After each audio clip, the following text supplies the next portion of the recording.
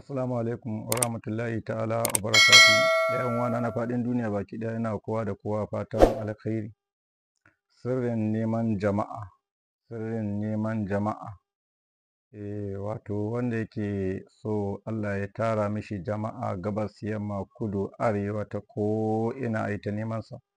Sunanka ya je ma inda baka taɓa zuwa ba, wataran ma ka ji labarin ka can wani waje inda ma baka tunanin rayuwanka za ta taɓa zuwa wajen, sai ka ji sunanka ya je wajen.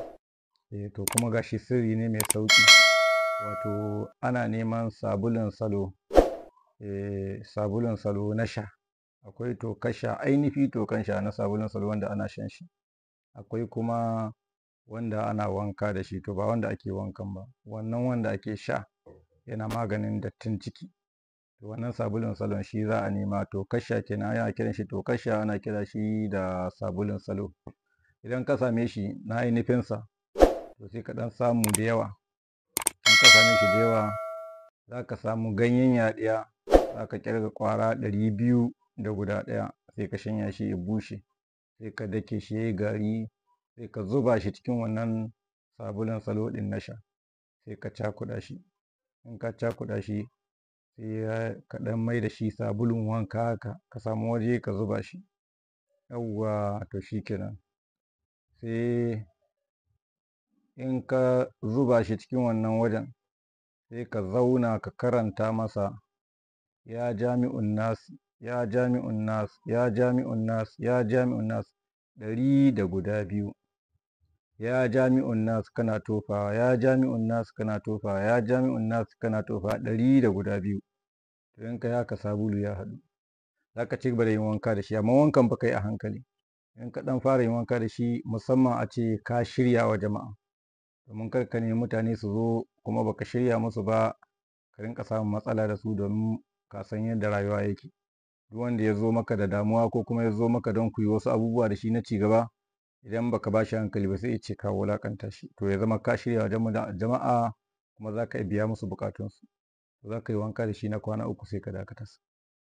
Za ka ga jama'a sosai fa. Wannan kana fara wankan, ranar da ka fara za ka ga jama'a suna zuwa maka da yardar Allah. Ka yi na kwana 3 ka dakatar. In kuma ka shirya jama'a sosai, to ka yi shi na sati ɗaya. Amma in ka yi na sati ɗaya, ka saurara. Za ka ga ko ina jama'a suna neman ka, kuma kana harkoki da su, kuna samun natsuwa da kwanciyar hankali, hanyoyin arziki suna buɗewa, kuma ana neman ka ta ko ina. Za ka ga duk wanda ya tashi yin abunsa zai so a ce ka shiga cikin lamarinsa, kun yi lamari da shi. Ko matsala kake samu da jama'a, ko kuma wani ɗan damuwa kake da shi cikin mutane, wanda idan ka fara yin wasu al'amurra kana ganin taɓarɓarewar mutane a wajen lamarinka, mutane su rinƙa aibata ka, in ka jarraba wannan insha Allah ta'ala komi kai za ka yi musu daidai. Domin a wannan lokacin soyayyanka ne zai shiga zuciyarsu. Dukkan abin da ka yi kuma za su karɓa, za su gode. To shi yasa ba za ka saɓa musu ba. Kai kuma ka shirya wa jama'a, kuma ya zama kana biya musu buƙatunsu. Allah ya sa mu dace. Wannan sirrin shi ne ake aikatawa. Kullum za ka yi wanka da shi ya tsawon kwana 3. In ka shirya wa jama'a, ka yi kwana 7. Amma daga kwana 7 ka dakatar, don gaskiya in yi maka yawa ba za ka huta ba. Ba za ka huta ba sosai. Yana kawo jama'a fiye da tunanin mutum. Sirrin haka yake, yana da kyau sosai. Allah ya sa mu dace.